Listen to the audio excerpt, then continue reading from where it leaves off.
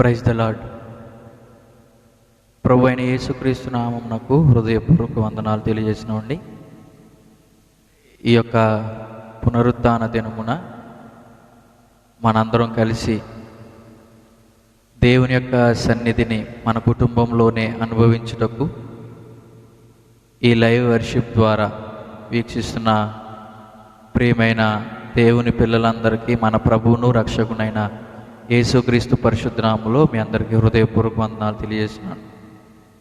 ఈ యొక్క కార్యక్రమాన్ని ముగింపు వరకు చూసి దేవుని యొక్క వాక్యం ద్వారా ప్రార్థనలో ఏకీభవించి దేవుని ఉన్నతమైనటువంటి మార్గంలో నడవడానికి మిమ్మల్ని అందరిని కూడా ప్రేమతో ఆహ్వానిస్తున్నామండి. ప్రియులారా, ఈ యొక్క ఉదయకాల సమయంలో మనందరం కలిసి ప్రభువు యొక్క పరిశుద్ధ నామమును స్తుతించి వాక్యం ద్వారా మనందరం బలపరచబడదాం. ప్రార్థనతో ఈ కార్యక్రమాన్ని ప్రారంభించుకుందామండి. ప్రార్థన చేసుకుందాం. మీరు ఎక్కడైతే ఉన్నారో, ఏ ప్రదేశంలో, మీ గృహాల్లో అటు ఇటు తిరగకుండగా దేవుని యొక్క సన్నిధిలో ఎలా అయితే ఉంటారో ఆ విధంగా మీ గృహాలలో అందరూ కలిసి కుటుంబంగా ఈ లైవ్లో వీక్షిస్తూ దేవుని యొక్క పరిశుద్ధ సన్నిధిని మన కుటుంబంలోనే అనుభవించాలని మిమ్మల్ని అందరిని కూడా కోరుకుంటున్నాను. ప్రార్థన చేసుకుందామండి. ప్రార్థన చేసుకుందాం. మోకరించి కళ్ళు మూసుకొని ప్రార్థన చేసుకుందాం. మహాగణుడా, సర్వశక్తిమంతుడా, స్తోత్రార్హుడా, నీకు వందనాలు. గొప్ప దేవా, ఉన్నవాడా, అనువాడా, పిలిస్తే పలికే దేవా, మాట్లాడే దేవా, చూచే దేవా, నడిపించువాడా, పోషించువాడా, ఆదరించువాడా, బలపరచువాడా, నెమ్మదినిచ్చేవాడా, సమాధానాన్నిచ్చేవాడా, పరిశుద్ధపరచువాడా, సర్వము నీవై ఉన్న దేవా, నీకు స్తోత్రాలు. ఈ ఉదయకాలం మేమందరం కలిసి నీ సన్నిధానంలో ప్రభువా, మా కుటుంబాలతో కలిసి ప్రభు నిన్ను ఆరాధించడానికి మీరిచ్చిన ఈ శ్రేష్టమైన సమయాన్ని బట్టి నీకే వందనాలు, స్తోత్రాలు చెల్లిస్తున్నాం ప్రభువా. ఈ యొక్క కార్యక్రమంను వీక్షిస్తున్న ప్రియమైన దేవుని పిల్లలందరినీ కూడా మీరే దీవించి బలపరచండి. పాటల ద్వారా నీ నామాన్ని స్తుతించుండగా ప్రతి ఒక్కరూ కూడా ప్రభు ఆత్మతో సత్యంతో నిన్ను ఆరాధించడానికి సహాయం దయచేయండి. నీ వాక్యం ద్వారా కూడా నీ బిడ్డలను బలపరచండి. నీ యొక్క ఆలోచనలను, నీ ఉద్దేశాలు మాకు బయలుపరిచి మా హృదయాలను ప్రభు ఆదరించమని వేడుకుంటున్నాం. ఈ ప్రస్తుత పరిస్థితుల్లో భయంకరమైనటువంటి ఈ యొక్క ఆయన ప్రభా ఆపత్కాల దినములలో మొరపెడుచున్న మా ప్రార్థనకు మీరు జవాబు దయచేయమని, నడిపించమని నాయన ప్రభువా, ఈ సన్నిధిని మాతో ఉంచమని, మా ప్రార్థన ఆలకించి ప్రతిఫలం దయచేయమని యేసు పరిశుద్ధ నామములో మిక్కిలి వినయంతో ప్రతిమాలు వేడుకుంటున్నాం మా ప్రియ పరలోకపు తండ్రి, ఆమేన్. ఈ సమయంలో మనందరం కలిసి ప్రభువుని కొన్ని పాటల ద్వారా స్తుతించుదామండి. ప్రతి ఒక్కరు కూడా చప్పట్లు కొడుతూ దేవుని యొక్క నామాన్ని స్తుతిస్తూ మాతో కలిసి పాటలు పాడుతూ దేవుని ఆత్మతోను సత్యంతోనూ ఆరాధించాలని మిమ్మల్ని అందరినీ కోరుకుంటున్నాను. మీరున్న ప్రదేశంలోనే మీ కుటుంబంతో కలిసి ఈ యొక్క పాటలను పాడుతూ ప్రభు నామానికి స్తోత్రాలు చెల్లిద్దామండి. హల్లెలూయా. ఆరాధన, స్తుతి, ఆరాధన అనేటువంటి పాటను పాడుకొని ప్రభు నామాన్ని మహింపరుద్దాం.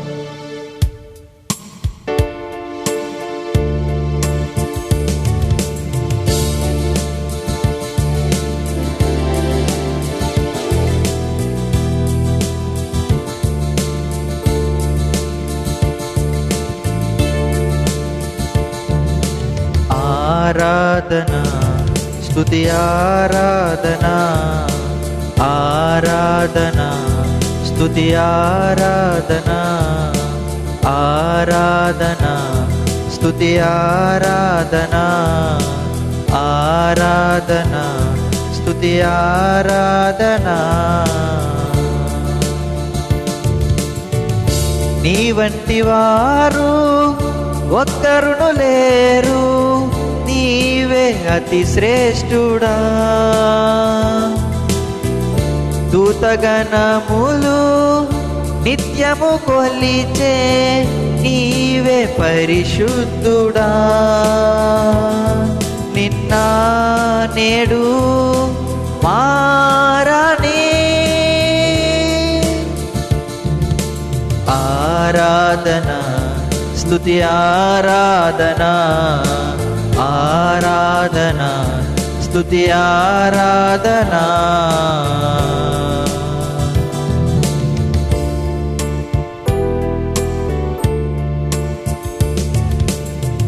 అబ్రహాము ఇస్సాకును బలి ఇచ్చిన ఆరాధన, రాళ్లతో చంపబడిన స్టెఫను వలె ఆరాధన. అబ్రహాము ఇస్సాకును బలి ఇచ్చిన ఆరాధన, రాళ్లతో చంపబడిన స్టెఫను వలె ఆరాధన ఆరాధన స్తుతి ఆరాధన ఆరాధన స్తుతి ఆరాధన ఆరాధన స్తుతి ఆరాధన.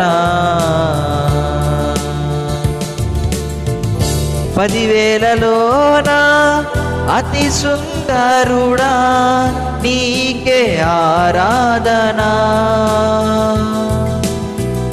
ఇహపరములోన ఆకాంక్షణీయుడా నీకు సాటెవ్వరు. నిన్న నేడు మారని ఆరాధన స్తుతి ఆరాధన ఆరాధన స్తుతి ఆరాధన. దానియేలు సింహపు బోనులో చేసిన ఆరాధన, వీధులలో నాట్యమాడిన దావీదు ఆరాధన. దానియేలు సింహపు బోనులో చేసిన ఆరాధన, వీధులలో నాట్యమాడిన దావీదు ఆరాధన ఆరాధన స్తుతి ఆరాధన ఆరాధన స్తుతి ఆరాధన. అందరూ కలిసి పాడతాం. ఆరాధన స్తుతి ఆరాధన. నీ వంటి వారు ఒక్కరును లేరు, నీవే అతి శ్రేష్ఠుడా. దూతగణములు నిత్యము కొలిచే నీవే పరిశుద్ధుడా. నిన్న నేడు మారని ఆరాధన స్తుతి ఆరాధన ఆరాధన స్తుతి ఆరాధన ఆరాధన స్తుతి ఆరాధన ఆరాధన స్తుతి ఆరాధన. హల్లెలూయా. మరొక పాట పాడుకొని ప్రభునామాన్ని మహింపరుదండి. నాదు రక్షక నీ మనసే ఉత్తమం, దినదినము నీతోనే వశింతునని. అందరూ కలిసి పాట పాడుతూ ప్రభునామాన్ని స్తుతిస్తూ ఆయనతో నిరంతరం మనం జీవించాలని ఆశతో ఈ పాటను పాడదామండి. పాట పాడుతున్నాం.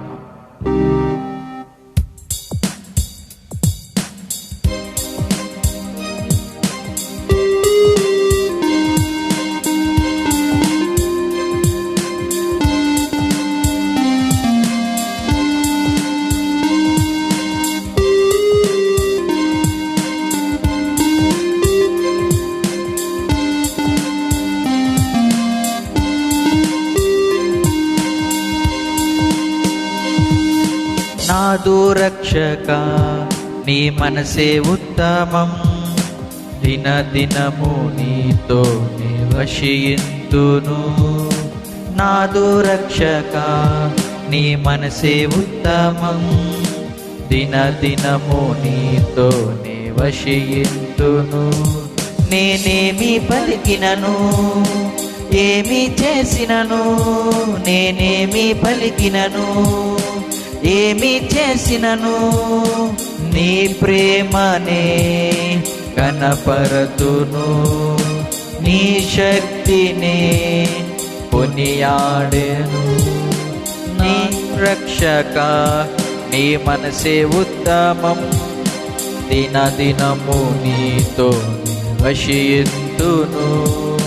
నాదు రక్షక నీ మనసే ఉత్తమం, దినదినము నీతో వశింతును.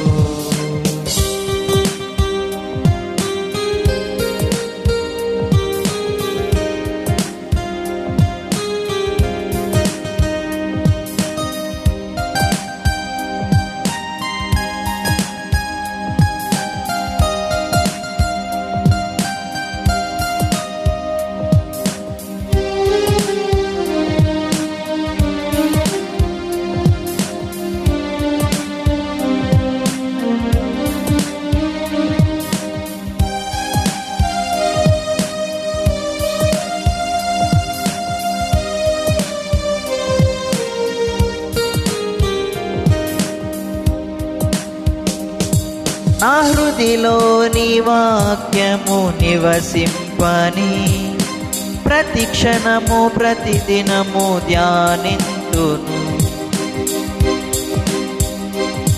నా హృదిలో నీ వాక్యము నివసింపని, ప్రతి క్షణము ప్రతిదినము ధ్యానింతును. లోకమునను విడచిన నీవు విడువాలేదు, లోకమునను విడచిన నీవు విడువాలేదు. నాకు జయము జయము నీ శక్తితోనే, నాకు జయము జయము నీ శక్తితోనే. నాదు రక్షక నీ మనసే ఉత్తమం, దినదినము నీతో వశింతును. నాదు రక్షక నీ మనసే ఉత్తమం, దినదినము నీతో వశింతును.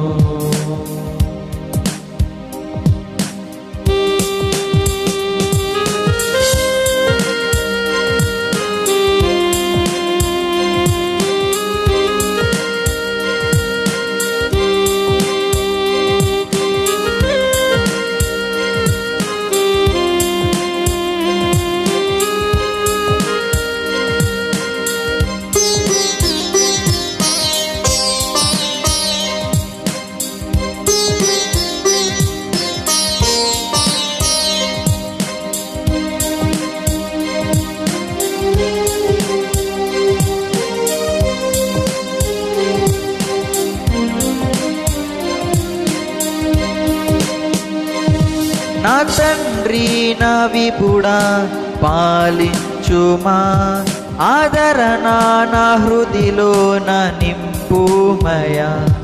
నా తండ్రి నా విపుడా పాలించుమా, ఆదరణ నా హృదిలో నా నింపుమయా. మనుషులు నన్ను మరచిన నీవు మరువాలేదు, మనుషులు నన్ను మరచిన నీవు మరువాలేదు. నాకు జయము జయము నీ శక్తితోనే, నాకు జయము జయము నీ శక్తితోనే. నాదు రక్షక నీ మనసే ఉత్తమం, దినదినము నీతో వశింతును. నాదు రక్షక నీ మనసే ఉత్తమం, దినదినము నీతో వశింతును. నేనేమి పలికినను ఏమి చేసినను, నేనేమి పలికినను ఏమి చేసినను, నీ ప్రేమనే కనపరతును. నీ శక్తినే కొనియాడెను, నీ ప్రేమనే కనపరతును. నీ శక్తినే కొనియాడెదను. నాదు రక్షక నీ మనసే ఉత్తమం, దినదినము నీతో వశింతును. నాదు రక్షక నీ మనసే ఉత్తమం, దినదినము నీతో వశింతును.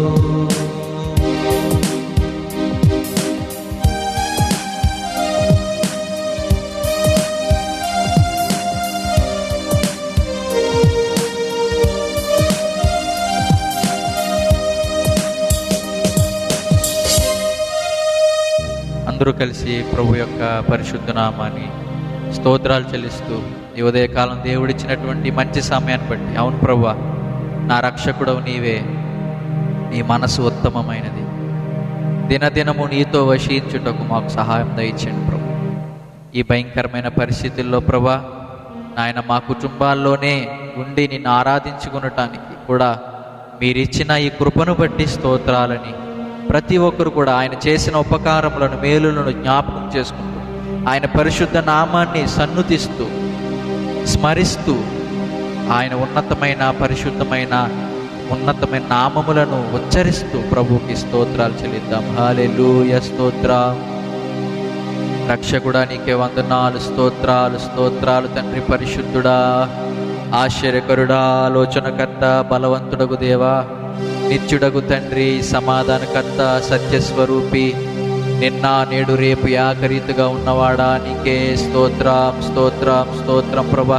ఎంతమంది అయితే ప్రభా ఈ లైవ్ ద్వారా వీక్షిస్తూ నీ నామాన్ని స్తుతిస్తున్నారో ప్రతి ఒక్కరిని మీరే బలపరచండి, నీ శక్తితో నింపండి, జయమును అనుగ్రహించండి నాయన ప్రభా. పాపముతో ప్రభా, వ్యసనములతో, చీకటిలో ప్రభా, వ్యాధులతో ప్రభా, ఇరుకులలో, ఇబ్బందులలో నాయన ప్రభా కృమిలిపోతూ, కృంగిపోతూ, ఒంటరితనంలో నాయన ప్రభా నీరసంతో ప్రభా ఎవరైతే ప్రభా వారి జీవితాలలో ప్రభా బలహీనులుగా ఉన్నారో వారందరినీ పరిశుద్ధమైన నీ నామంతో ప్రభా ప్రతి ఒక్కరిని బలపరచండి.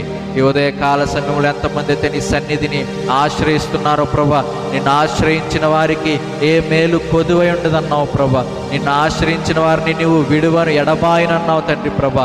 ఇదిగో నీకు మొర్రపెట్టిన వారి నాయన ఉత్తరమిచ్చు దేవుడు అయి ఉన్నావు తండ్రి ప్రభా. ఈ ఉదయకాల సమయం నీ సన్నిధిలో ప్రార్థిస్తున్న ప్రతి ఒక్కరి పక్షమున మీరే గొప్ప కార్యములను జరిగించమని అడుగుచున్నాం తండ్రి. నీ వాక్యం ద్వారా మాతో మాట్లాడండి ప్రభా.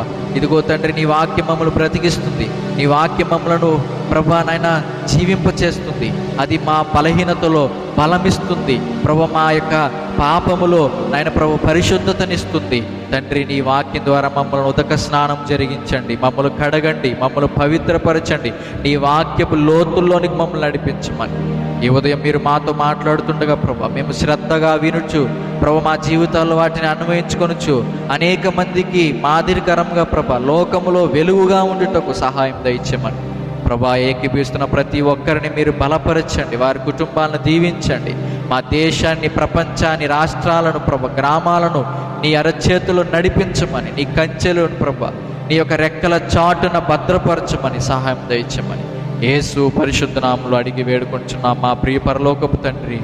ఆమేన్, ఆమేన్, ఆమేన్. దేవునికి స్తోత్రం. హల్లెలూయా.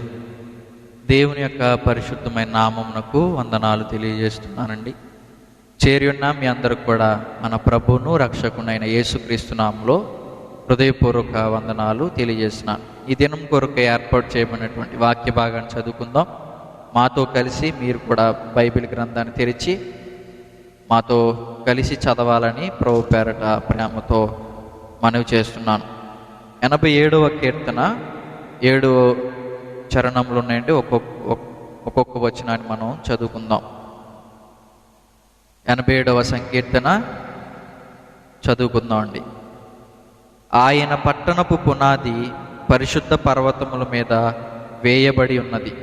యాకోబు నివాసములన్నిటికంటే సియోను గుమ్మములు యెహోవాకు ప్రియములై ఉన్నవి. దేవుని పట్టణమా, మనుష్యులు నిన్ను గూర్చి మిక్కిలి గొప్ప సంగతులు చెప్పుకుందురు. రాహాబును, ఐగుప్తు, బబులోనును నాకు పరిచయులని నేను తెలియజెప్పుచున్నాను. ఫిలిష్తియా, తూరు, కూషులను చూడుము, వీరు అచ్చట జన్మించిరని అందురు. ప్రతి జనము దానిలోనే జన్మించిననియు, సర్వోన్నతుడు తానే దాన్ని స్థిరపరిచిననియు సియోనును గూర్చి చెప్పుకుందురు. యెహోవా జనముల సంఖ్య వ్రాయించినప్పుడు ఈ జనము అక్కడ జన్మించినని సెలవిచ్చును. పాటలు పాడుచు, వాద్యములు వాయించుచు, మా ఊటలన్నీయు నీయందే ఉన్నవని వారందురు. దేవుని యొక్క పరిశుద్ధ వాక్యమును మన వినికిడిలో దేవుడు దీవించునుగాక. ఆమేన్. దేవుని యొక్క లేఖనముల ద్వారా ఈ రోజున మనతో మాట్లాడాలనుకుంటున్నటువంటి అంశాన్ని మనము ఈ యొక్క 87వ కీర్తనలో మనము ఒక ప్రత్యేకమైనటువంటి మాట మనకు అక్కడ కనబడుతుందండి. ఏమటి ఆ మాటనంటే 87వ కీర్తన 2వ వచనంలో మనం చదివినట్లయితే, యాకోబు నివాసములన్నిటికంటే సియోను గుమ్మములు యెహోవాకు ప్రియములై ఉన్నవి. సియోను పర్వతం గురించినటువంటి మాటలు మనం ఇక్కడ చదువుతున్నాం. సియోను పట్టణం గురించి. సియోను అనేటువంటి మాటకు అర్థం ఏంటంటే పునాది, పిల్లర్ అనేటువంటి మాట నుండి ఉద్భవించిన మాట సియోన్, జియోన్. ఆ యొక్క పునాది అనేటువంటి మాటను మనం సాధారణంగా ఇంటిని కట్టేటప్పుడు మనం ఎక్కువగా ఉపయోగిస్తుంటాం. మనం ఏదైనా ఒక కట్టడాన్ని కట్టాలంటే అది స్థిరముగా లేకపోతే పర్మనెంట్గా నిత్యము ఉండాలి అనంటే దానికి క్రింద ఒక మంచి పునాది వేయాలి. కింద పునాది సరిగ్గా లేకపోతే పైన ఎంత పెద్ద కట్టడం కట్టినా అది పడిపోతుంది. అందుకనే దేవుని వాక్యంలో కూడా ఉపమానం చెప్తే ఇలా అంటుంటాడు, బుద్ధిహీనుడు ఇసుక మీద తన ఇంటిని కట్టాడంట. అయితే ఇసుక మీద వరద వచ్చినప్పుడు, తుఫానులు వచ్చినప్పుడు, ఆ యొక్క ఆపత్కాల దినములు వచ్చినప్పుడు ఆ ఇసుకంతా కూడా కొట్టుకుపోయి పైన నిర్మించినటువంటి ఆ కట్టడము క్రింద పడిపోయినట్లుగా మనం ఉపమానం చెప్తుంటాడు. బుద్ధిమంతుడు ఉన్నాడంట, అతను కూడా ఇల్లు కట్టాడంట. అయితే అతడు కింద బండ మీద కట్టిన ఇల్లుగా కనిపిస్తుంది. అంటే ఇంటి క్రింద ఒక మంచి పునాదిని వేశాడు, బండను వేసినాడు, రాతిని వేశాడు. ఆ రాయి మీద కట్టబడిన ఇల్లు మీదకి వరదలు వచ్చినా, తుఫానులు వచ్చినా, ఎటువంటి పరిస్థితులు వచ్చినా ఆ ఇల్లు కూలిపోలేదంట, ఆ ఇల్లు పాడవలేదంట, ఆ ఇల్లు క్రింద పడిపోలేదంట. దేవుని యొక్క ఉద్దేశం ఏంటి అని ఆలోచన చేస్తే, రాత్రికాల సమయంలో కూడా ముందు లైవ్ను మనం వీక్షించినట్లయితే దేవుని యొక్క మహత్యం గురించి చెబుతూ దేవుడు మన పట్ల ఒక గొప్ప ఉద్దేశాన్ని కలిగి ఉన్నాడని, మనం ఏమాత్రం కూడా పనికిరాని వాళ్ళం కామని, దేవుడు ఒక చిన్న రాయిని కూడా పనికొచ్చే దానిగా ఉపయోగించుకున్నాడని, దేవుని కోసం జీవిస్తున్న మనం కూడా పనికొచ్చే వాళ్ళగా మార్చగలడని, ఆ యేసు ప్రభువారి యందు విశ్వాసం ఉంచినట్లయితే మనలను గొప్పగా చేస్తాడనే విషయాలు మనం నేర్చుకున్నామండి. ఈ దినం కూడా దేవుని యొక్క మహత్యంలో ఉన్నటువంటి 2వ భాగాన్ని దేవుడు మనతో మాట్లాడుతున్నాడు. సియోను అనగా పునాది లేక పర్మనెంట్ పిల్లర్ అనేటువంటి అర్థం ఇచ్చినట్లుగా మనం చూస్తున్నాం. ఆ సియోను పట్టణమును దేవుడు ఏర్పరుచుకున్నాడు. ఈ సియోను పర్వతం ఎక్కడ ఉందనంటే మోరియా పర్వతం మీద ఉన్నటువంటి పర్వతాల కొండలండి ఇవన్నీ కూడా. సియోను, అలాగే యేసుప్రభు వారు సిలువ వేయబడినటువంటి గొల్గోతా, కల్వరి కొండ, ఈ కొండలన్నీ కూడా మోరియా ప్రాంతంలో, మోరియా పర్వతం మీద ఉన్నటువంటి కొండలు. అందుకని వాక్య భాగంలో మనం ఆ మాటను మనం చూసినట్లయితే కీర్తనల గ్రంథంలో ఆ మాట మనం చదువుతూ ఉంటాం. చూడండి, కీర్తనల గ్రంథము 48వ అధ్యాయము 2వ వచనం. కీర్తనల గ్రంథము 48వ అధ్యాయము 2వ వచనం చదువుతండి.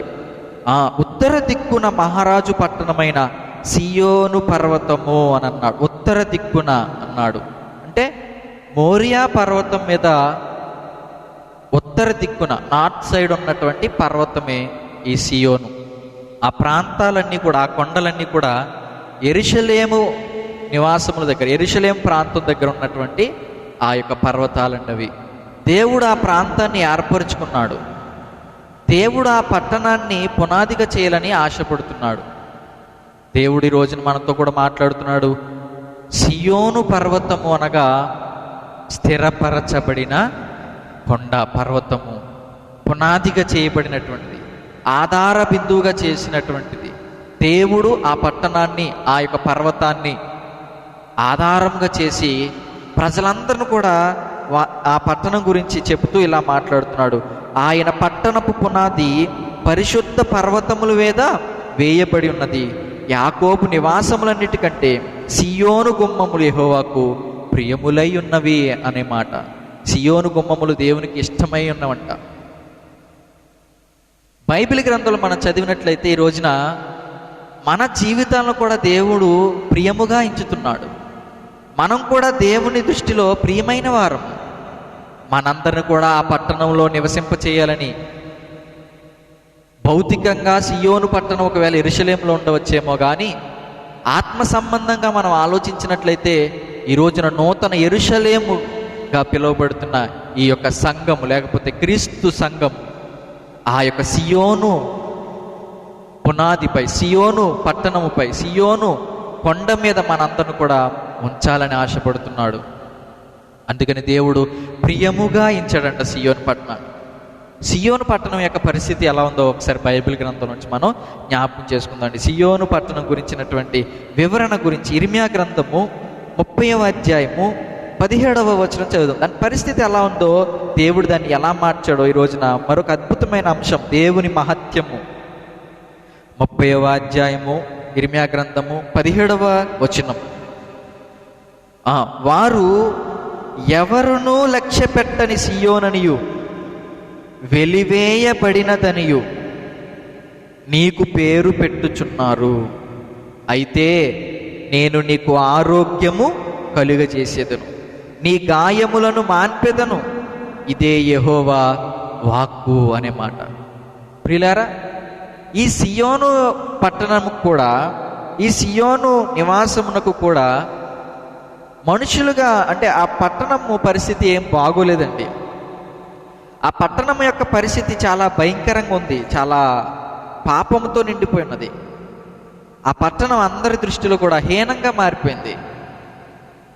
ఎలాంటి హీనమైన పరిస్థితి అని అంటే, లేఖనంలో నుంచి మనం చూద్దాం. లేఖనంలో నుంచి మనం ఆ వాక్యాలు మనం చదువుదాం. విలాప వాక్యంలో 5వ అధ్యాయము మనం చదివినట్లయితే, ఆ అధ్యాయం అంతా కూడా మనం చదువుకున్నట్లయితే ఆ సియోను గురించినటువంటి విషయాలు, అది ఎలా ఉందా, పరిస్థితి ఎలా ఉందని ఒకసారి మనం చదివినట్లయితే 5వ అధ్యాయము 11వ వచనం మనం చదువుదాం. 11వ వచనం.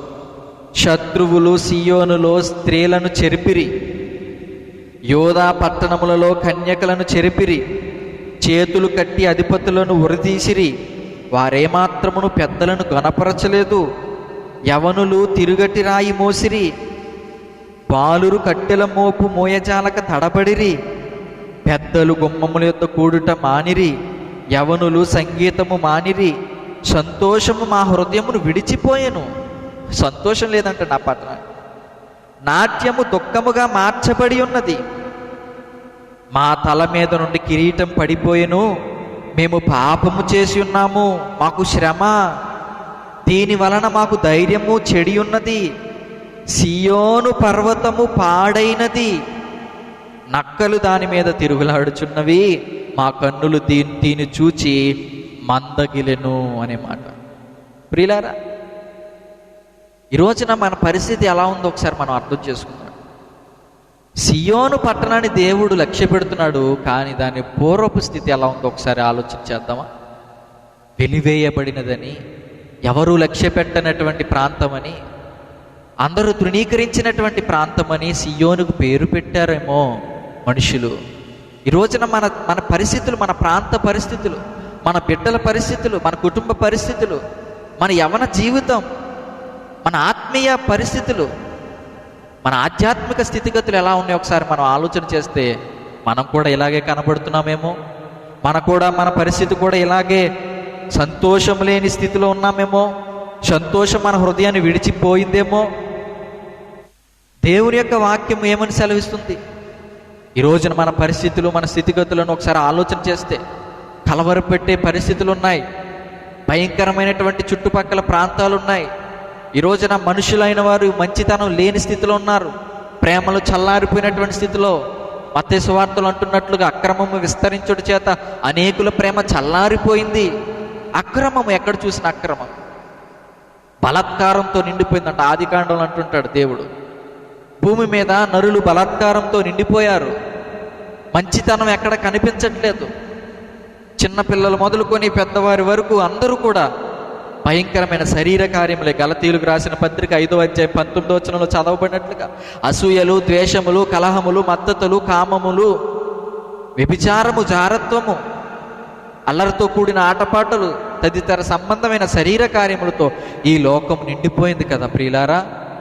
అయినా కూడా దేవుడు మనలను బాగు చేయగలడా? అయినా కూడా మనలను లక్ష్య పెట్టగలడా? అయినా కూడా దేవుడు మనల్ని ప్రియముగా ఎంచగలడా అని ఆలోచన చేస్తే దేవుడు అంటున్నాడు, ఎస్, కానీ నువ్వు చేయాల్సింది ఒకటే, నీ జీవితాన్ని నా చేతిలో పెట్టాలి. ఈరోజు ప్రపంచ పరిస్థితిని మనం జ్ఞాపకం చేసుకుంటే ఎక్కడ మంచితనం లేదండి, ఎక్కడ కూడా ధైర్యంగా బ్రతకడానికి అవకాశం లేదండి. బయటకు వెళ్ళి తిరిగి వస్తామో లేదో కూడా తెలియని పరిస్థితులండి. మనుషులు ఎలా మారిపోయారంటే విచ్చలవిడితనానికి అలవాటు పడ్డారు, లోక సంబంధమైన క్రియలకు బందీలయ్యారు. ఒక యవన సహోదరి బయటకు వెళ్తే మంచి పరిస్థితి లేనటువంటి స్థితి ఈ రోజున చూస్తున్నాం. ఒక మంచి వ్యక్తి బయటకు వెళ్తే అతన్ని బ్రతకనివ్వనటువంటి లోకాన్ని చూస్తున్నాం మనం. పాడైపోయింది, పట్టణం పాడైపోయింది, నాశనం అయిపోయింది. పట్టణం అంతా కూడా సంతోషం లేని స్థితిలో ఉంది. కన్యకలను చెరుపుతున్నారు, యవనులను పాడు చేస్తున్నారు. ఈ లోక సంబంధమైన ఐహిక విచారముల చేత మనుషులు కొట్టపడుచున్నారు. అయినా కూడా దేవుడు పిలుస్తున్నాడు. ఎందుకో తెలుసా? మనమంటే దేవునికి ప్రియమైన వారుగా ఉన్నాము ప్రియులారా. అందుకనే దేవుడు అంటున్నాడు, సియోను పట్టణాన్ని దేవుడు ఏమని చెప్తున్నాడు? నీవు నాకు ప్రియమైన వాడవు, ప్రియమైన పట్టణము, నీ గుమ్మములు నాకు ప్రియములైనవి అని అంటున్నాడు. ఎందుకు ప్రియములైనవి? తన జీవితం బాగులుగా లేదు కదా, తన జీవితం సరిగ్గా లేదు కదా, సియోను పట్టణం పరిస్థితి ఏం బాగోలేదు కదా, ప్రపంచం అంతా అల్లకల్లోలంగా ఉంది కదా. అయినా కూడా ఎందుకు అని అంటున్నాడంటే దేవుడు విడిచిపెట్టే దేవుడు కాదండి. దుర్మార్గుడు తన దుర్మార్గతను బట్టి నశించిపోవటం, పాడైపోవటం, చచ్చిపోవటం దేవునికి ఇష్టం కాదు. దుర్మార్గుడు మారు మనసు పొంది రక్షించబడటమే దేవునికి ఇష్టం. అందుకని పిలుస్తున్నాడండి, చేతులు చాచి. యెషయా గ్రంథంలో దేవుని యొక్క వాక్యం ద్వారా మనం చదువుతుంటాం. 45వ అధ్యాయం 22వ వచనం. యెషయా గ్రంథము 45వ అధ్యాయము 22వ వచనం. భూదిగంతముల నివాసులారా, నా వైపు చూచి రక్షణ పొందుడి. పిలుస్తున్నాడండి దేవుడు, పిలుస్తున్నాడు. ఈ సమయంలో కూడా పిలుస్తున్నాడు దేవుడు. ఈ లోకంలో అలాగ ప్రేమించిన వారు ఎవరు కనిపించకపోవచ్చండి మనకి. మనలను అందరూ కూడా ఛీ అనేవాళ్ళే, కానీ మనలను ప్రేమించే ఇంతకంటే గొప్ప ప్రేమ ఎక్కడ ప్రపంచంలో దొరకదండి. ఒక చెడిపోయిన వ్యక్తిని, పాడైపోయినటువంటి వ్యక్తిని, పనికిరానటువంటి వ్యక్తిని, తృణీకరించబడినటువంటి వ్యక్తిని, నీచులైనటువంటి వ్యక్తులను ఈ లోకం పిలువదండి, ఈ లోకం ప్రేమించదండి, ఈ లోకం మన వైపు చూడదండి. కానీ ఇప్పటికీ కూడా దేవుడు మనల్ని చూడడానికి కారణం ఏంటో తెలుసా ప్రియులారా? మనం అంటే దేవునికి చాలా ఇష్టం. దేవుని మహత్యాన్ని అర్థం చేసుకుంటున్నారు, దేవుని యొక్క అద్భుతమైన గుణాతిశయములను ఒకసారి జ్ఞాపకం చేసుకుంటున్నారా ప్రియులారా? సియోను పట్టణము పరిస్థితి ఎలా ఉందంటే పాడైపోయింది. ఎలాంటి పరిస్థితిలో ఉన్నదో 5వ అధ్యాయం అంతా కూడా మీరు తర్వాత మీకు సమయం దొరికినప్పుడు దాన్ని చదవండి. కానీ 19వ వచనం చదువు. 5వ అధ్యాయం 19వ వచనం, విలాపవాక్యములు 5వ అధ్యాయం 19వ వచనం చదివినట్లయితే, అయితే యెహోవా నీవు నిత్యము ఆసీనుడు అయ్యుందువు, నీ సింహాసనము తరతరములుండును. నీవు మమ్ముని ఎల్లప్పుడూ మరిచిపోవుట ఎలా? మమ్ముని ఇంతకాలము విడిచిపెట్టుట ఎలా? యెహోవా నీవు మమ్మును నీ తట్టు త్రిప్పిన యెడల మేము తిరిగెదము, మా పూర్వస్థితి మాకు మరలా కలుగ చేయము. బా, ఏం ప్రార్థన అండి! ఎంత అద్భుతమైన ప్రార్థన అండి! ఎంత అద్భుతమైనటువంటి మారు మనసు అండి! ఈరోజు నా పరలోక రాజ్యం సమీపించుచున్నది, మారు మనసు పొందండి అని క్రైస్తవంతా కూడా సువార్తను విరివిగా పంచిపెడుతుంది, విరివిగా ప్రకటిస్తున్నారు. మారు మనసు పొందండి. క్రైస్తవం అనేది మతం కాదు, క్రైస్తవం అనేది మనుషులను మతం మార్చేది కాదు, క్రైస్తవం అనేది మనుషుల యొక్క మనస్సులను మార్చేది, మారు మనసును దయచేసేది. అందుకని అన్నాడు, మా పరిస్థితి పూర్వం ఇలా ఉందయ్యా, కానీ ఇప్పుడు మా పరిస్థితి ఏం బాగోలేదు. ఎందుకో తెలుసా? మా పాపమే. మేము పాపం చేసి ఉన్నాము, మాకు శ్రమ, మేము చెడిపోయాం, ధైర్యం చెడిపోయాం, సంతోషం లేదు మాకు. ఇదిగో మా శత్రువులు సియోనులో స్త్రీలను చెరిపేస్తున్నారు, మా పట్టణం అంతా కూడా కన్యకలను చెరిపి, యెరూషలేం పట్టణం అంతా కూడా పాడైపోతుంది అంటుంటాడు కదా యేసుప్రభు వారు. నా మందిరాన్ని దొంగల గుహగా చేశారంటున్నారు. అవునండి, మందిరముగా పిలువబడుతున్నటువంటి ఆ ప్రాంతంలో ఉన్నటువంటి ఆ సన్నిధిని దొంగల గుహగా చేశారు. అక్కడ దేవుడు ఏమాత్రం కూడా ఊరుకోలేదు, దానిని మరలా పూర్వపు స్థితిని ఇవ్వడానికి ఆశపడుతున్నాడు. సియోను పట్టణమా, నీవు నాకు ప్రియమైన దానం, నీకు మరలా మంచి పూర్వపు స్థితిని ఇస్తాడు. ఏంటా స్థితి? ఇర్మియా గ్రంథము 30వ అధ్యాయము 17వ వచనం చదవమన్నట్లుగా, అయితే నేను నీకు ఆరోగ్యం కలుగ చేసేదాను, నీ గాయములను మాన్పెదను, ఇదే యెహోవా వాక్కు. యెహోవా ఈ మాట సెలవిచ్చుచున్నాడు, యాకోబు నివాస స్థలములను కరుణించి వాని గుడారములను నేను చెరలో నుండి రప్పింతును, ఆరోగ్యాన్ని ఇస్తానంటున్నాడండి, విడిపిస్తానంటున్నాడండి. ఈ రోజున మన ఆశ్రయం ఏంటి? మనం ఎవరి వైపు చూస్తున్నాం? మన స్థితిగతులు ఏంటి? మన పరిస్థితులు ఏం బాగోపోయినా ఇప్పుడు కూడా దేవుని వైపు చూడవా? ఇప్పుడు కూడా దేవుని వైపు మనం చూడకుండా ఉంటే ఏంటి? మనం ఏమైపోతాం?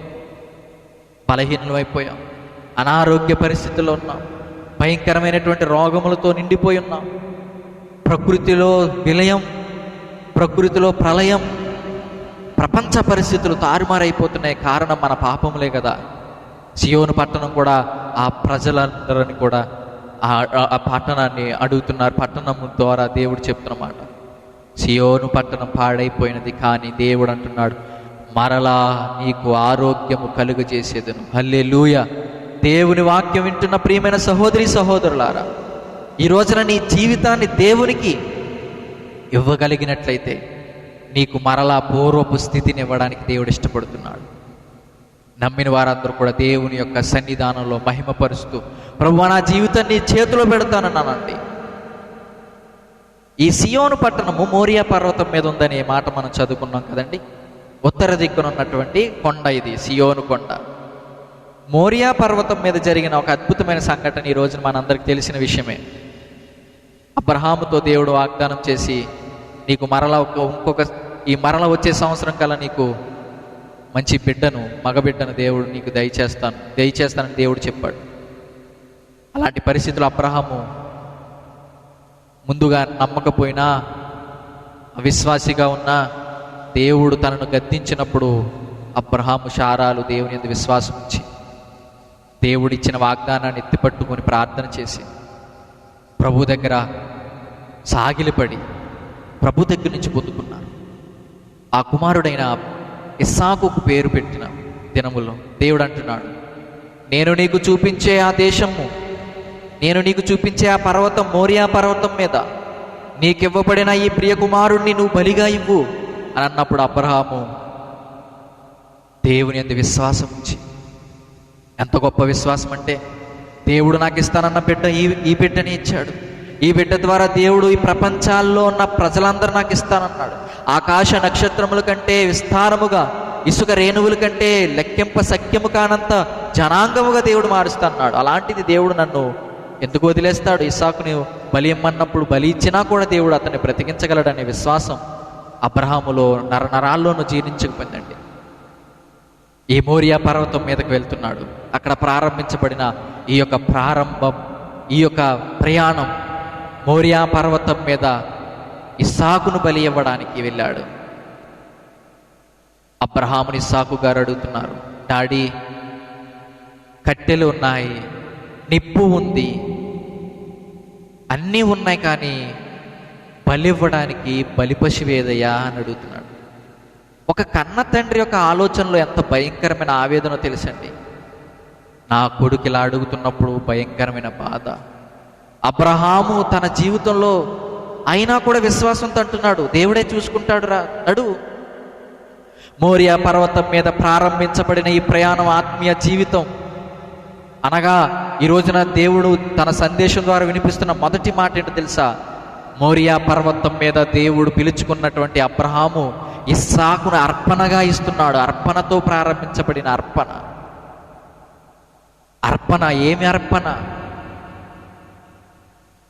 ఇస్సాకుని అర్పించమన్నాడు దేవుడు. అర్పించడానికి మోరియా పర్వతం మీదకి ఎక్కాడు. అప్పుడు ఇస్సాకును పడుకోబెట్టి బలి ఇవ్వడానికి సిద్ధం అవుతుండగా ఇస్సాకు కూడా మౌనంగా ఉన్నాడండి. ఇస్సాకుకు సాదృశ్యంగా గొర్రె పిల్ల అయిన యేసు ప్రభు సాదృశ్యం కనపడుతున్నాడు.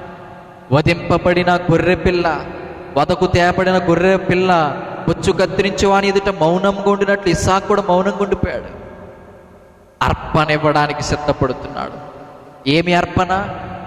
ఏమి ఇవ్వడానికి ఇష్టపడుతున్నావు నువ్వు? దేవుడు నిన్ను కోరుకుంటున్నది బలులను కాదు, అర్పణలు కాదు. నీ దగ్గర నుంచి గొర్రెలను కాదు, పొట్టేళ్లను కాదు, వేలాది నదులంత విస్తారమైన తైలములు కాదు. దేవుడు నీ దగ్గర నుంచి కోరుకుంటున్నది ఏంటి? దేవుడు నిన్ను ఆయనకు నీ హృదయాన్ని అర్పించమంటున్నాడు. అర్పణతో ప్రారంభించబడిన అబ్రహాం యొక్క జీవితం ఎలా మారిందో తెలుసండి. మోరియా పర్వతం మీద అర్పించడానికి వెళ్ళిన అబ్రహాం ఇస్సాకుని బలిస్తున్నాడు.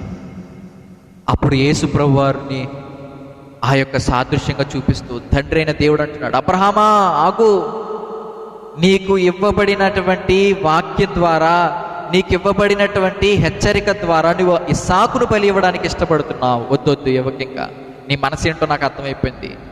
నీవు ఈ పర్వతం మీద అర్పించడానికి కూడా సిద్ధపడ్డావు. కానీ అటు చూడు, పొదలలో చిక్కుకున్న ఒక పొట్టేలు కనపడుతుంది, దానిని వధించు అన్నాడు.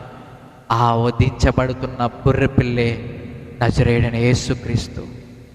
ఆ నజరేయుడైన యేసుక్రీస్తు కూడా తన జీవితాన్ని అర్పించుకున్నాడండి. అది కూడా ఏ పర్వతం మీద జరిగిందో తెలుసా? మోరియా పర్వతం మీదే.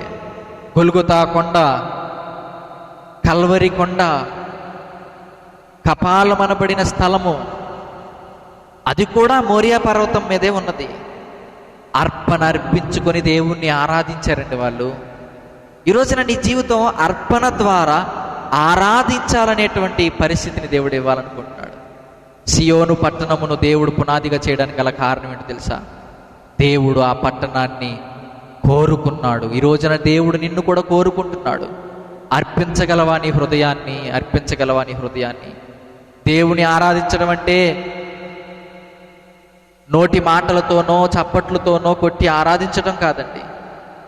హృదయపూర్వకంగా ఆరాధించాలి. అందుకే అన్నాడు, దేవా నీ ఆజ్ఞలు ఏంటి అని అంటుంటే, మొదటి ఆజ్ఞ, నీ పూర్ణ హృదయంతో, నీ పూర్ణ శక్తితో, నీ పూర్ణ ఆత్మతో నీ దేవుడైన యెహోవాను నువ్వు ప్రేమించవలెను, ఆరాధించవలెను. ఆయనను ఆరాధించేవారు ఆత్మతోనూ సత్యముతోనూ ఆరాధించవలెను. దేవుడు ఆత్మ గనుక. కాబట్టి దేవుడు ఏమంటున్నాడనంటే, నీ హృదయాన్ని అర్పించడం ద్వారా ఆయన ఆరాధించాలని ఆశపడుతున్నాడు. ఈ రోజున 3 విషయాలు మీతో మాట్లాడాలనుకుంటున్నాను. అర్పణ, ఆరాధన, ఆశీర్వాదం. ఈ 3 కూడా మోరియా పర్వతం మీద జరిగాయి. మోరియా పర్వతం మీద అర్పించడానికి వెళ్ళాడు ఇస్సాకు గారిని. అదే మోరియా పర్వతం మీద అర్పణ ద్వారా ఆరాధించడానికి క్రీస్తు వారు బలైపోయారు. అదే మోరియా పర్వతం మీద సియోను కొండ దగ్గర దేవుడు అంటున్నాడు, సియోనులో నుండి నిన్ను ఆశీర్వదిస్తాను అనేటువంటి మాట. కీర్తనల గ్రంథము 20వ అధ్యాయము 2వ వచనం.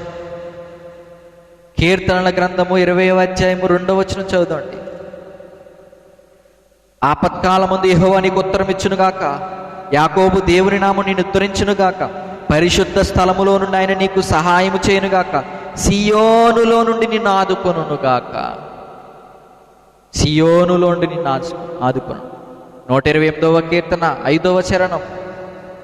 అదే మాట 128వ కీర్తన 5వ చరణంలో కూడా మనం చదివినట్లయితే, సియోనులో నుండి యెహోవా నిన్ను ఆశీర్వదించును, నీ జీవిత కాలమంతు యెరూషలేమునకు క్షేమము కలుగుట చూచెదవు. సియోనులో నుండి ఆశీర్వాదించడానికి ఇష్టపడతాడు. మోరియా పర్వతం మీద అర్పించడానికి ఇష్టపడ్డాడు. కల్వరి కొండ మీద అర్పణ ద్వారా ఆరాధించాడు క్రీస్తు తండ్రిని. సియోను కొండ నుండి దేవుడు అంటున్నాడు, అర్పణ ద్వారా ఆరాధిస్తున్న మనందరినీ కూడా ఆశీర్వదించడానికి దేవుడు కృప చూపిస్తున్నాడు. అందుకే అన్నాడు, సియోనులో నుండి నిన్ను ఆశీర్వదిస్తాను. ఈ రోజున నీవు అర్పించడానికి సిద్ధపడుతున్నావు నీ హృదయాన్ని. నీ కుటుంబంతో కలిసి నువ్వు దేవుని ఆరాధించడానికి ఇష్టపడుతున్నావా హృదయపూర్వకంగా? అందుకని అన్నాడు ఇంత చదవబడినటువంటి లేఖన భాగంలో, 87వ కీర్తనలో 2వ వచనం, యాకోబు నివాసములన్నిటికంటే సియోను గుమ్మములు యెహోవాకు ప్రియములై ఉన్నవి. యాకోబు నివాసములన్నిటికంటే సియోను గుమ్మములు దేవునికి ఇష్టమై ఉన్నాడు. దేవునికి ఎవరిష్టమో తెలుసా? యెహోవా భక్తులే ఆయనకి ఇష్టలు. యెహోవా భక్తులు ఎవరో తెలుసా? ఆయనను ప్రతి క్షణం ఆరాధించేవారు, హృదయాన్ని అర్పించుకొని దేవునికి తమ జీవితాన్ని సమర్పించుకొని ఆరాధించేవారు దేవునికి ఇష్టలు. ఆయనకి ఇష్టలైన వారికి ఏమిస్తాడు తెలుసా? భూమి మీద సమాధానం. లోకసువార్త 2వ అధ్యాయంలో చదవబడుతున్న మాట. ఆయనకి ఇష్టలైన మనుషులకు భూమి మీద సమాధానం, ఆశీర్వాదం. ఆశీర్వాదం అంటే ఏమనుకుంటున్నాం? ఇల్లు ఇవ్వటము, పొలం ఇవ్వటము, ధనం ఇవ్వటము, లేకపోతే ఉద్యోగం ఇవ్వటం, ఇవి కాదు ఆశీర్వాదాలు. అవి లోక సంబంధమైనవి. నిత్యమైన ఆశీర్వాదం ఏంటో తెలుసా? దావీదు భక్తుడు ప్రార్థన చేస్తూ ఉంటాడు, ఇలా ప్రార్థన చేస్తూ, ప్రభువా నిత్యము నీ సన్నిధిలో నా కుటుంబము నివసించినట్లు మమ్ములను ఆశీర్వదించుము అని అన్నాడు. ఏంటి ఆశీర్వాదం అంట దావీదుకి? నిత్యము నీ సన్నిధిలో ఉండునట్లుగా మా కుటుంబాన్ని ఆశీర్వదించి. ఈ రోజున కుటుంబంగా దేవుని ఆరాధిస్తున్నారా? కుటుంబంగా ప్రార్థన చేసుకుంటున్నారా? కుటుంబ ప్రార్థనలు జరుగుతున్నాయా మీ గృహంలో? సంఘమునకు వెళ్ళలేకపోతున్నాం, సంఘమునకు వెళ్ళడానికి అవకాశం లేదు, దైవజనులు మనల్ని అడగరు, ప్రార్థించారని ప్రశ్నించే అవకాశం లేదు అని చెప్పి ఒకవేళ ప్రార్థన మానేశారా? ప్రార్థన మానేసి ఎవరి పనులు వాళ్ళు చూసుకుంటున్నారా? ఇవ్వబడిన ఈ వారమంతా కూడా లోక సంబంధమైన పనుల్లో మునిగిపోతున్నారా? దేవుడు అంటున్నాడు, నువ్వు ప్రియముగా ఉంటున్నావు దేవునికి. ప్రియమైన వాడు నువ్వేం చేయాలి? దేవునికి అర్పించుకోవాలి నీ హృదయాన్ని. కుటుంబంలో దేవుని సన్నిధి ఉండాలి, దేవుని సన్నిధిలో నివసించాలి. మనందరం కూడా దేవుని సన్నిధిలో కుటుంబములుగా దేవుని ఆరాధిస్తున్నప్పుడు ఆయన అంటున్నాడు, మిగతా కుటుంబములన్నిటికంటే నీ గుమ్మములు నాకు చాలా ఇష్టంగా ఉన్నాయి. ఎందుకంటే లోకంలో ఉన్న వాళ్ళందరూ కూడా లోక సంబంధంగా అటు తిరుగుతారు, ఇటు తిరుగుతారు, వ్యసనములకు లోనవుతారు. అవి చేయాలి, ఇవి చేయాలి, అయ్యో బంధించబడ్డాము అని చెప్పి ఎలాగ బయటికి తప్పించుకొని తిరుగుదామని చెప్పి ఆలోచిస్తారు. కానీ దేవుని బిడ్డగా నువ్వేం చేస్తున్నావు? దేవుని సన్నిధిని నీ కుటుంబంలో ఉంచుకోగలుగుతున్నావా? కుటుంబంతో కలిసి దేవుని ఆరాధిస్తున్నావా? నీ కుటుంబం అంతా దేవునికి వారి హృదయాలను అర్పించుకున్నదా? యోబు గ్రంథము 1వ అధ్యాయంలో చదవబడుతున్న మాట, యోబు గారు తన పిల్లల కోసం నిత్యము ప్రార్థన చేస్తున్నాడంట. ఏమని? నా పిల్లలు ఏమైనా ఒకవేళ తప్పిపోయారేమో వారందరిని కూడా ప్రభువా పరిశుద్ధపరచు అని చెప్పి కుటుంబం అంతటితో కలిసి దేవుని ఆరాధించడానికి ఒక మాదిరికరమైన భక్తులు మనకు బైబిల్ గ్రంథంలో కనిపిస్తున్నారు. కుటుంబముగా ఆరాధించడం దేవునికి ఇష్టం అండి. అందుకనే కీర్తనలు అంటుంటాడు, 128వ కీర్తనలో 3వ చరణం, నీ లోగిట నీ భార్య ఫలించు ద్రాక్షావళి వలె ఉండును, నీ భోజనపు పళ్ళ చుట్టూ నీ పిల్లలు ఒలీవ మొక్కల వలె ఉంటురు. ఆశీర్వాదకరమైన స్థితి అంటున్నాడు కదా. యెహోవా యందు భయభక్తులు గలవాడు ఎలాగూ ఆశీర్వదింపబడును. ఎవరు భయభక్తులు గలవారు? అర్పణ చేసిన వారు. ఏమిటి అర్పణ? హృదయమును అర్పించుకున్నవారు. ప్రభువా నా జీవితం నీకే, ఏ పరిస్థితుల్లో నేను నువ్వు నన్ను నడిపించగలవు అని చెప్పి హృదయాన్ని అర్పించుకొని జీవితాన్ని సమర్పించుకొని దేవుణ్ణి ఎల్లప్పుడూ ఆరాధిస్తున్న వారిని దేవుడు అంటున్నాడు, యెహోవా యందు భయభక్తులు గల వారిని ఎలాగు దేవుడు ఆశీర్వదించాను. నీ భోజనపు పళ్ళ చుట్టూ నీ పిల్లలను ఒలీవ మొక్కల వల్ల ఉంచుతాడంట దేవుడు. ఈ రోజున మనందరూ కూడా మన కుటుంబాలతో దేవుని స్తుతించాలి. ఒకవేళ మన పూర్వపు స్థితి లేకపోతే ఈ పరిస్థితులు ఇప్పటి వరకు ఒకవేళ నువ్వు దేవునికి అవిధేయంగా జీవించవేమో, ఒకవేళ మన జీవితాలు పాడైపోయాయేమో, ఒకవేళ మన జీవితాలు సియోను పట్టణం యొక్క స్థితి ఎలాగుందో అలాగున్నాయేమో, ఒకవేళ ఎవరు కూడా మనల్ని పట్టించుకునే స్థితిలో నీచులుగా తృణీకరించబడిన వారుగా పాడైపోయిన వారుగా ఎన్నిక లేని వారుగా ఉన్నామేమో మనం కూడా సియోను పట్టణం లాగా. కానీ దేవుడు ఏమన్నాడు తెలుసా? ఆయన వైపు తిరిగిన ఎడల సియోను గుమ్మములు నాకు ప్రియములై ఉన్నవి, ఆయనకి ఇష్టంగా ఉన్నవంటండి. ప్రియ సహోదరి సహోదరులారా, దేవుడు నిన్ను ప్రేమిస్తున్నాడు అనడానికి ఇంతకన్నా గొప్ప నిదర్శనం ఏం కావాలి? పదే పదే నిన్ను పిలుస్తున్న దేవుని కోసం నీవు నీ జీవితాన్ని అర్పించగలవా?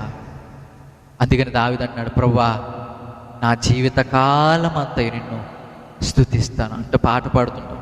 నా జీవితకాలమంతా నా ప్రభుతో నుండెదను, నన్ను పిలిచిన ప్రభుతో నే సాగిపోదును, నన్ను పిలిచిన ప్రభుతో నే సాగిపోదును, నా జీవితకాలమంతా దేవుని యొక్క సన్నిధానంలో మన జీవితకాలం అంతా కూడా ఆయనతో సాగిపోవాలని. ఈ రోజున మన కుటుంబాలని అలాంటి స్థితిలో ఉంచాలని ఈ రోజున సియోను కొండను చూపిస్తున్నాడు. సియోను కొండ ఎలాగ మారిపోయిందో తెలిసి ఇప్పుడు బైబిల్ గ్రంథంలో అద్భుతమైన మాట 5వ కీర్తన 125వ కీర్తన 1వ చరణం. యెహోవా యందు నమ్మికించువారు కదలక నిత్యము నిలుచు సియోను కొండవలేనుందురు. ఎటువంటి స్థితి నుంచి ఎటువంటి స్థితిలోకి దేవుడు తీసుకుని రావడానికి ఇష్టపడుతున్నాడు తెలుసా? అస్థిరమైపోయిన నీ జీవితాన్ని స్థిరంగా మార్చడానికి, పతనమైపోయిన నీ జీవితాన్ని దేవుడు మరలా పురోగాభివృద్ధి కలుగు చేయడానికి, నశించిపోయిన నీ జీవితాన్ని నిత్య జీవమునకు నడిపించడానికి, పాడైపోయిన నీ జీవితాన్ని పవిత్రపరచడానికి దేవుడు అంటున్నాడు, నమ్మిక ఉంచు దేవుని యందు. దేవునికి నీ జీవితం అప్పగించుకో. దేవుని కొరకు కట్టబడు, దేవుని కొరకు నివసించు. ఆయన నిన్ను దేనితో పోలుస్తున్నాడు తెలుసా?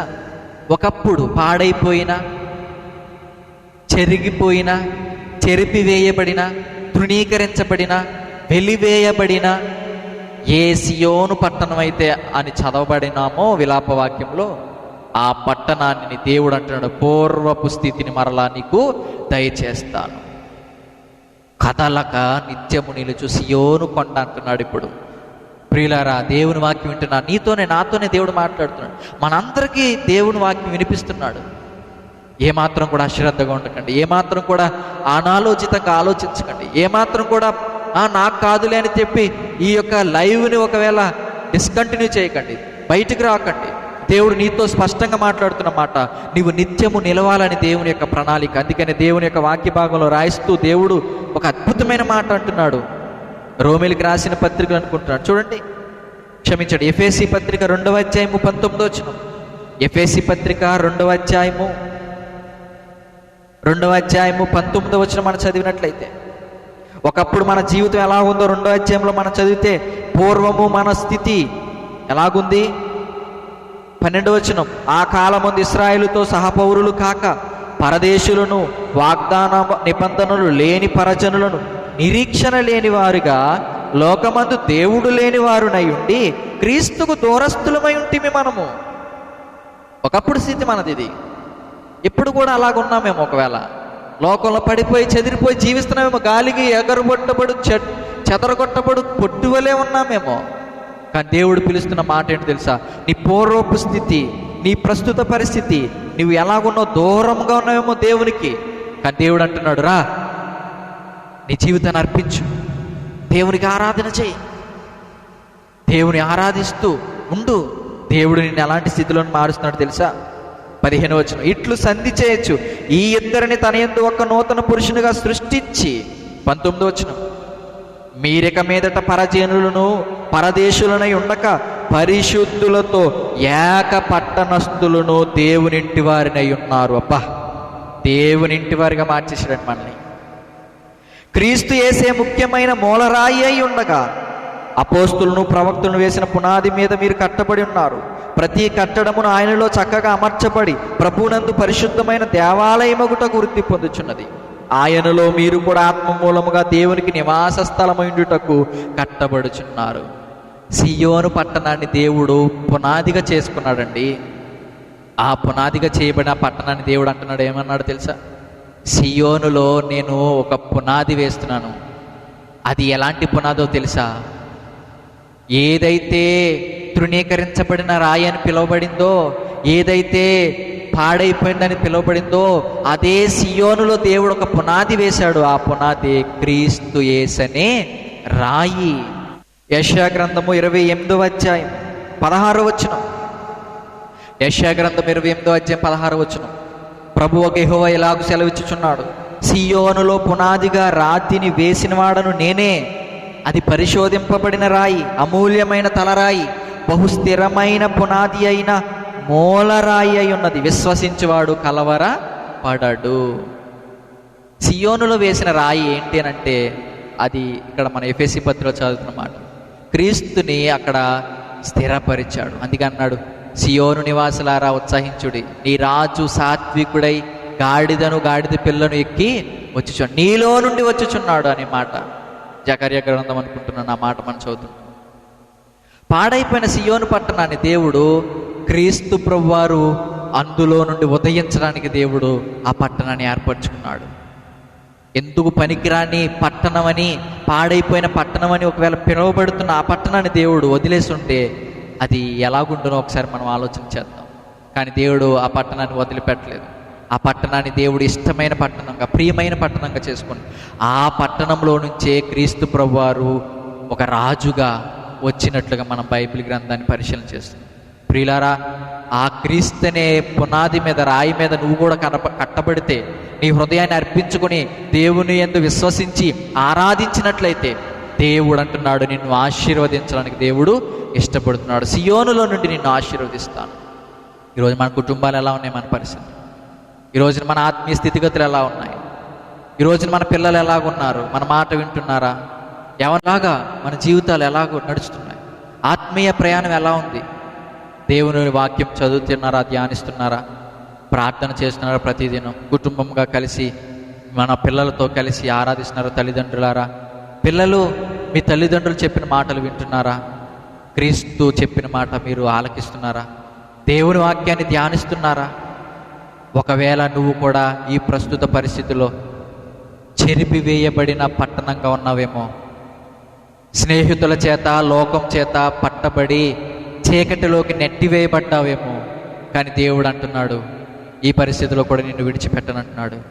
నీ వైపు చేతులు చాస్తున్నాడు, ఆదరించడానికి ఇష్టపడుతున్నాడు, ఆశీర్వదించడానికి ఇష్టపడుతున్నాడు. కానీ నువ్వు చేయాల్సింది ఒకటి. ఏ మోరియా పర్వతం మీదైతే అబ్రహాం ఇస్సాకును అర్పించాడో, ఏ మోరియా పర్వతం మీదైతే గొల్గోతా కొండ మీద క్రీస్తు తన జీవితాన్ని అర్పించుకొని క్రీస్తును ఒక ఉన్నతమైన ఆరాధన చేశాడో, అదే మోరియా పర్వతం మీద ఉండబడిన సియోను కొండ నుండి నీ దేవుడిని ఆశీర్వదించడానికి ఇష్టపడుతున్నాడు. అయితే నీ జీవితాన్ని అర్పించడానికి ఇష్టపడుతున్నావు. ప్రస్తుత పరిస్థితుల్లో ఎలా ఉన్నాం, మన జీవితాలను పరిశీలించుకుందామండి. మన జీవితాలు ఎలా పాడైపోయాయి, మన పరిస్థితులు ఎలాగా కొట్టబడ్డాయి, ప్రార్థన జీవితాన్ని ఎలా కోల్పోయాం, మోకాళ్ళ అనుభవాన్ని మనం తృణీకరిస్తున్నామా? ఒకసారి దేవుని వైపు చూచి, ప్రభువా నా జీవితాన్ని అర్పించుకుంటున్నానయ్యా, నా జీవితాన్ని ప్రభా నీకు అర్పించుకొని నేను ఆరాధిస్తానయ్యా, ఆత్మతో సత్యంతో ఆరాధిస్తానయ్యా. అందుకని ఇంత పాడబడిన పాట అబ్రహాం ఇస్సాకును బలి ఇచ్చిన ఆరాధన, దానియేలు సింహాల బోనులో చేసిన ఆరాధన ప్రభా మాకు కూడా కావాలి, మేము కూడా చేస్తామయ్యా, మా జీవితాలు మీకు అర్పించుకుంటామయ్యా, మేము మిమ్మల్ని స్తుతిస్తామయ్యా. అందుకని ఈ రోజున మనతో మాట్లాడుతూ ఈ పట్టణములన్నిటినీ కూడా సియోను వైపుకు త్రిప్పాయండి. ఇప్పుడు 87వ అధ్యాయం కీర్తన, 87వ కీర్తన 3, 4, 5 చరణాలు చదివినట్లయితే, రాహాబును, ఐగుప్తును, బబులోనును, ఫిలిష్తియా, తూరు, కూషులు, అన్ని పట్టణాలు కూడా చెప్పుకుంటాయంట, సియోను పట్టణంలో మేము కూడా ఉన్నాం ఒకప్పుడు అని. ఒకప్పుడు ఏమని సాక్ష్యం, దాని సాక్ష్యం ఎందుకు పనికిరాని పట్టణం, పాడైపోయిన పట్టణం అని. కానీ ఇప్పుడు ఏమని చెప్తున్నాయంట, మేము కూడా అక్కడి నుంచే వచ్చాం, మేము కూడా అక్కడ వాళ్ళమే అన్నట్ట. చూడండి, చాలామంది వ్యక్తుల జీవితంలో ఇలాంటి సంఘటనలు. ఒకప్పుడు క్రీస్తులో లేనటువంటి నా జీవితం ఎలా ఉందనంటే, పాపములో ఉన్నాండి. అప్పుడు నేను అందరి చేత తృణీకరించబడినండి. కానీ యేసు ప్రభువాన్ని విశ్వసించిన తర్వాత నా జీవితం, నా సాక్ష్యం మారిపోయిందండి. ఇప్పుడు అందరూ నా వైపు చూచి ఏమన్నారు తెలుసా, ఎంత అద్భుతమైన జీవితం ఎలా పొందుకున్నాడు, ఇతడు మావాడే అని చెప్పుకుంటున్నారండి అని చాలామంది సాక్ష్యాలు చెప్తుంటారు. అవును, మన జీవితాలు కూడా అలాంటివే. ఎవరికి ఉపయోగకరం లేనప్పుడు అందరూ మన దూరంగా ఉంటారు. ఒక ఉన్నతమైన స్థితికి వచ్చేసరికి అందరూ ఏమంటారు తెలుసా, మావాడే, మా ఇంటోడే, మా కులపోడే, మా జాతోడే, మా పట్టణం వాడే, మా రాష్ట్రమే, మా దేశమే అంటారండి. ఎవడికి పనికి రాకపోతే ఏమంటారండి, ఎవడు పట్టించుకోడు. ఎవడు పట్టించుకొని పరిస్థితిలో కూడా నిన్ను పట్టించుకునే దేవుడు ఒకడు ఉన్నాడు. నిన్ను పట్టించుకొని నిన్ను పనికొచ్చేవాడిగా చేయాలని ఆశపడుతున్నాడు. అందుకని అన్నాడు, ఆ పట్టణాలన్నీ కూడా చెప్పుకున్నాయంట, మా పట్టణం మీద కూడా మాకు పరిచయమే, వాళ్ళందరూ మాకు పరిచయమే. సియోను పట్టణంలో ఉన్న వాళ్ళ మాకు పరిచయలే, మేము కూడా అక్కడి నుంచి వచ్చాం. 6వ వచనం, యెహోవా జనసంఖ్యమును రాయించినప్పుడు ఈ జనము అక్కడ జన్మించినని సెలవిచ్చాను. మా ఓటలన్నీ సియోను పట్టణం ఎందే ఉన్నవని వారందరూ ఎలాగ మార్చేశారండి దేవుడు. ఎప్పుడు? తమ జీవితాన్ని, ఆ పట్టణం యొక్క స్థితిని దేవుని చేతిలో పెట్టినప్పుడు, విలాపవాక్యంలో 5వ అధ్యాయం ఆఖరి వచనం చదువుకున్న మాట, మా పరిస్థితిని, పూర్వపు స్థితిని మాకు దయచేయి ప్రభువా మరలా అని అడిగినప్పుడు దేవుడు అంటున్నాడు, నీకు ఆరోగ్యము కలుగజేసేదను, నీకు పూర్వపు స్థితిని ఇస్తాను. ఈ రోజున నీ పరిస్థితి ఎలాగున్నా పర్వాలేదు, నువ్వెంత పాపివైనా, ఘోర పాపివైనా, నా జీవితాన్ని కూడా దేవుడు, ఘోర పాపులమైన మా జీవితాన్ని దేవుడు రక్షించడండి.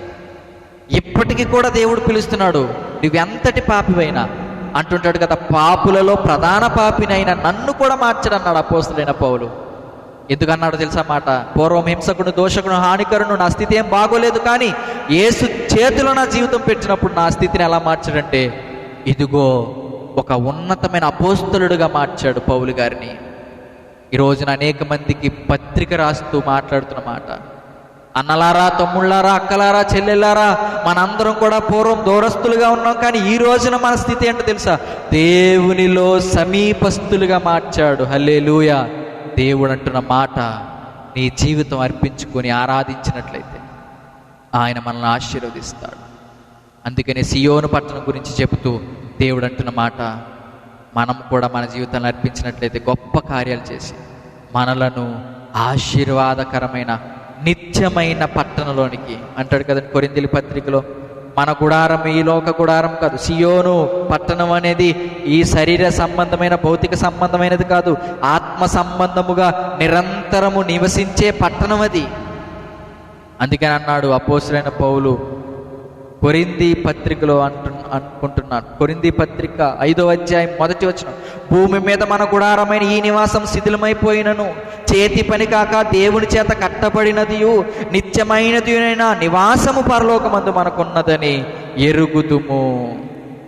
ఆ నివాసము, ఆ సియోను పట్టణంపై, ఆ ఆత్మీయమైన నూతన యెరూషలేములో, సియోను పట్టణంలో మనందరం కూడా నివసించడానికి ప్రభు పిలుస్తున్నాడు. రాగలవా దేవుని చెంతకు? దేవుని వైపుకి వచ్చి నీ హృదయాన్ని ఇవ్వగలవా? నిర్లక్ష్యంగా ఉన్నప్పుడు కూడా నిర్లక్ష్యం చేయకండి, దేవుని వైపు తిరగండి, దేవునికి మన జీవితాన్ని అప్పగించుకుందండి. మొదటి మాట, అర్పణ చేసుకున్నట్లయితే మన హృదయాలను, మన కుటుంబాలను దేవునికి ఆరాధిస్తున్నట్లయితే, చివరగా దేవుడు అంటున్న మాట, నిన్ను నేను సియోనులో నుండి ఆశీర్వదిస్తాను, పూర్వపు స్థితినిస్తాను, నీకు ఆరోగ్యం కలుగజేస్తాను. ఇదే ప్రభువు యెహోవా వాక్కు అని అంటున్నాడు. రండి ప్రార్థన చేసుకుందాం, మనందరం కలిసి ప్రార్థన చేసుకుందాం. ప్రభువా, నా జీవితాన్ని చేతిలో పెడుతున్నాను ప్రభువా, నమ్మకమైనటువంటి నీ పనివాడిగా తండ్రి నా జీవితాన్ని నీ చేతిలో పెడుతున్నాను. నీ సాక్షిగా నన్ను నిలుపుకోండి తండ్రి. నా హృదయాన్ని నీ చేతుల్లో పెడుతున్నాను, అర్పించుకుంటున్నాను. నా హృదయాన్ని నీకు అర్పించి ఆరాధిస్తాను, స్తుతిస్తాను. ఏ పరిస్థితిలో నన్ను ఆశీర్వదించి నిత్యము నీ సన్నిధిలో నివసించినట్లు నన్ను బలపరచమండి. ప్రియులారా, ప్రార్థన చేయండి. మీరున్న ప్రదేశంలో మాతో కలిసి ఏకీపించి ఈ ఆదివారమున మనందరం కలిసి ఈ రీతిగా ఆరాధించండి. దేవుడు ఇచ్చిన సమయంలో నా హృదయాన్ని అర్పిస్తూ ఆరాధిస్తూ, ప్రభువా నీ ఆశీర్వాదాన్ని పొందుకోవాలని ఇష్టపడుతున్నాను, నన్ను నడిపించండి ప్రభువా, నన్ను బలపరచండి ప్రభువా అని ప్రార్థన చేసుకుందాం. మహాగణుడా, సర్వశక్తిమంతుడా, నీకు స్తోత్రాలు. నా జీవితాన్ని కూడా నీకు అర్పగిస్తున్నాను ప్రభువా. పనికిరానోడిని, పాడైపోయిన వాడిని, ఎందుకు పనికిరాని వాడిని, ఘోర పాపిని, నాలాంటి వాడిని ఎవడు క్షమించడు అని చెప్పి ఒకవేళ నేను అనుకుంటున్నానేమో, కానీ నువ్వు అయినా కూడా పిలుస్తున్నావు తండ్రి. అర్పించుకున్న వారిని, ఆరాధిస్తున్న వారిని నువ్వు ఆశీర్వదించే దేవుడు అనే నీ అద్భుతమైన సందేశం మా గుండెల్లో ప్రవహింపచేశావు. నీ బిడ్డలు ఎంతమంది అయితే ఈ వాక్యం విని బలపరచబడ్డారు, వారందరి జీవితాల్లో నీ ఆశీర్వాదాన్ని కుమ్మరించండి. నిత్యము నివాసయోగ్యమైన నివాస సియోను పట్టణంలో మమ్మల్ని అందరినీ ఉంచండి. ప్రకటన గ్రంథాలు అంటున్నావు ప్రభువా, సియోను పట్టణంలో ఆ గొర్రె పిల్లతో ఆ యొక్క జనము కనబడుతున్నారని. ప్రభువా, మా జీవితాలను అప్పగించుకున్నట్లయితే మమ్మల్ని కూడా అలా చేస్తావు. నీ నిత్యమైన నివాసమైన ఆ నిరంతరమైన పట్టణంలో మేము అందరం ఉండాలని ఆశపడుతున్నాం. మా జీవితాలను బలపరచమని, ప్రస్తుత పరిస్థితుల్లో కలవరపడుతున్న ఈ యొక్క గలిబిల నుండి పూర్వపు స్థితిని మాకు దయచేయమని మా హృదయాలను అర్పిస్తున్నాం. సహాయం దయచేయమని తండ్రి. నీకే స్తుతి అర్పించుకుంటూ, ప్రార్థన చేస్తూ అడుగుతున్న నీ బిడ్డలందరి పక్షం నా కృప చూపించమని, మా దేశాన్ని స్వస్థపరచమని యేసు పరిశుద్ధ నామములో అడిగి వేడుకొంచున్న మా ప్రియ పరలోకపు తండ్రి, ఆమేన్. తండ్రి అయిన దేవుని ప్రేమయు, కుమారుడైన క్రీస్తు కృపయు పరిశుద్ధాత్ముని యొక్క అన్యోన్యత, ఆదరణ, సహవాసం మనకు ఎప్పుడు ఎల్లప్పుడూ సదాకాలము తోడయుండును గాక. ఆమేన్. ఆమేన్. అందరికీ వందనాలండి.